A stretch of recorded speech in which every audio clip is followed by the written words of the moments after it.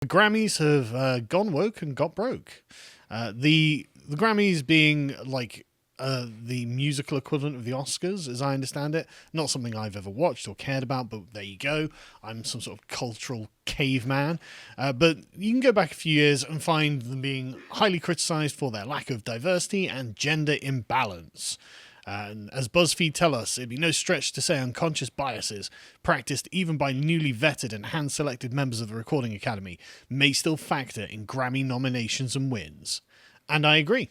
And so if we go to the Grammys this week, we can see that women have swept the awards. Is that right? Okay. So what kind of biases are we talking about here? Obviously, radical left ones. So as the New York Times tell us, New York Times or New York Post? I can't remember which one. No, I think it's Times. I think it's Times. Yeah, it is Times. So as they tell us, the producers of the show promised a night of respect and togetherness, which is lovely, isn't it? And women won all the night's major awards. So saying, well, hang on, you don't have a gender balance there back in 2016. We want representation. Now, women have won all of the major awards. Let's talk about those biases, shall we? I suppose this is reparations. I guess this is, yeah. For all of these centuries of being oppressed by men, women have been given all of the awards. Do you remember that bit from Starship Troopers? Which bit? You were given the first place, even though you came in fourth. Are you happy with your award? Of course you are, ladies, aren't you? You earned it. But anyway, so other moments highlighted black protest, pride, and anger. See where this is going? Someone called Lil Baby performed his song. That's a man, apparently, who calls himself that. The bigger picture is a dramatic showdown with riot police, featuring a speech in which the activist Tamika Mallory said, "President Biden, we demand justice." Good luck. You think Biden cares about you now?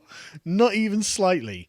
The Weeknd, the guy who spells weekend incorrectly, decided to perform last month's Super Bowl halftime show. He was shut out of the nominations entirely because of reasons, and so he decided that he was going to do is boycott it.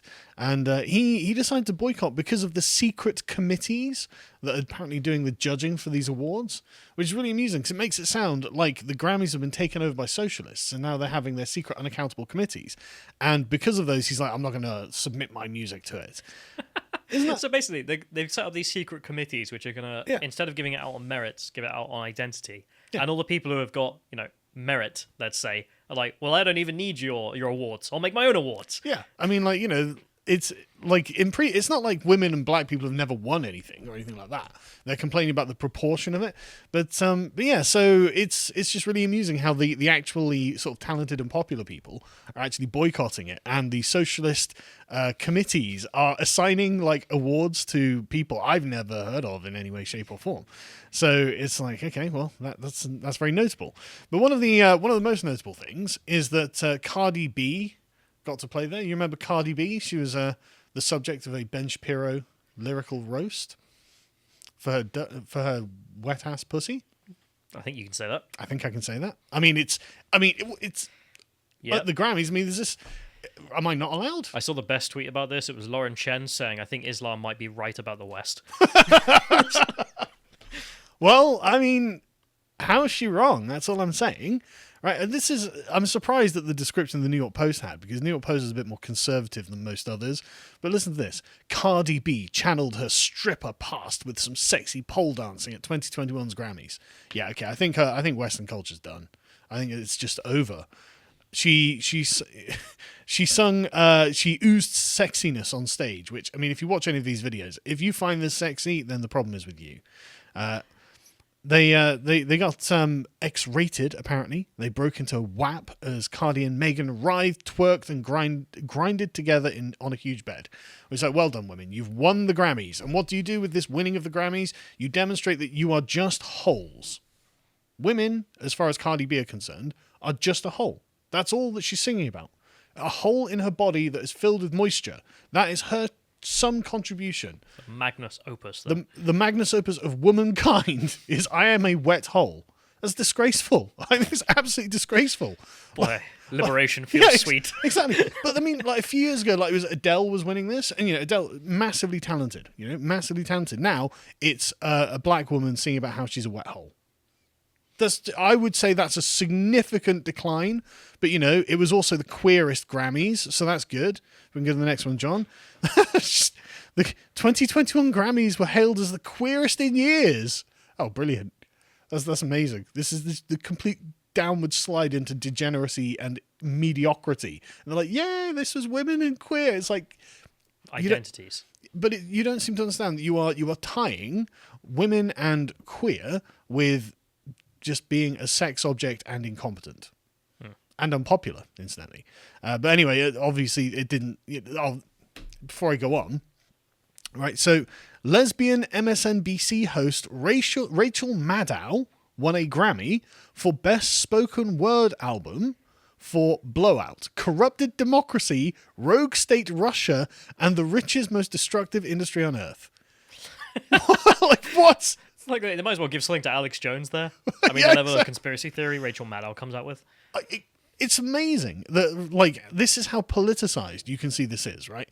And so, yeah, the women have won everything. It's the queerest one ever. And of course, there was a tribute to George Floyd, a song called I Can't Breathe, which, I mean, if we can go to the next one, John, that's just like, is that like... That's what he would have wanted. Yeah, exactly. Just, oh, I can't breathe and I don't know where I put my fentanyl. Just... So this one, Song of the Year, apparently. And the songwriter, won Song of the Year for it because he was pinned to the ground and said, I can't breathe multiple times, and therefore they made a song. Just to keep it clear as well, this isn't Song of the Year because it's the most popular downloaded song of the year, but because a committee of social activists decide, this is my Song of the Year. Yes. This would be socially appropriate to have a Song of the Year. Just as it would be socially appropriate to have Cardi B say, I'm a wet hole. Makes you pull out game weak, I hear. You got to understand.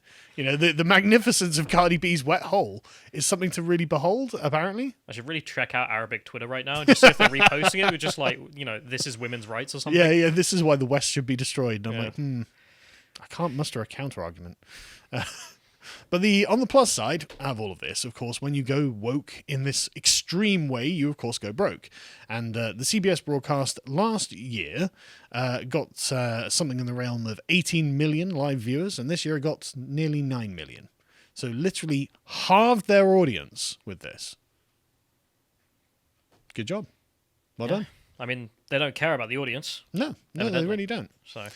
They they don't seem to understand that it was the size of the audience, the prestige of the event that made it important. And by literally telling most of the audience, or half of the audience, that actually we don't care about your opinions, we don't care about your socially conservative ways, and this is women and queers Grammys now, then they just turned off because they're actually not compelled to watch. And the prestige came from so many people watching. And if that just keeps going down... You've just halved your own prestige there. Yeah, in 1 year. That's the thing, in 1 year. Like, what's it going to be like next year? 5 million people? 4 million people?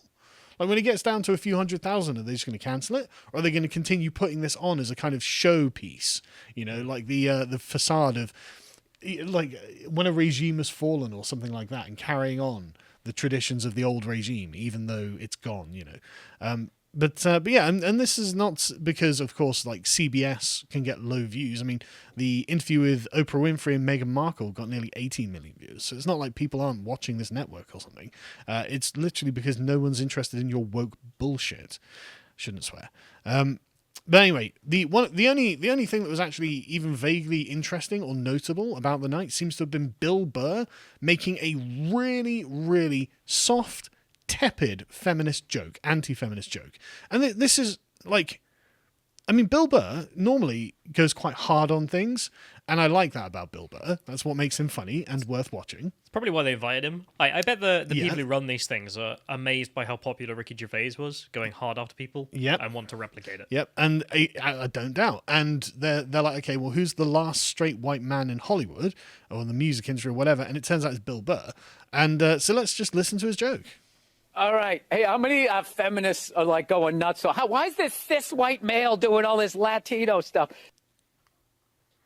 What was that last That word? was it. Why is this cis white male doing all this Latino stuff?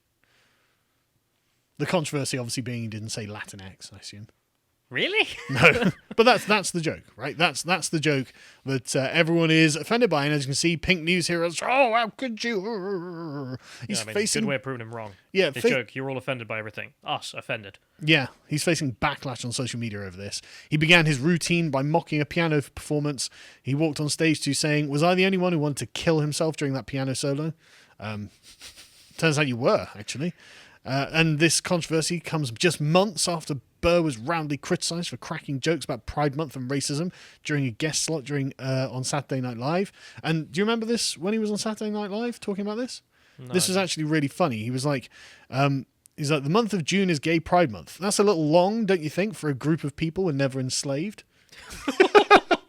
I mean, that's wrong. What is it? Black History Month is the shortest month of the year. Yeah. He in fact, how did they get all of June? Black people were actually enslaved, and they get February. They get 28 days of overcast weather.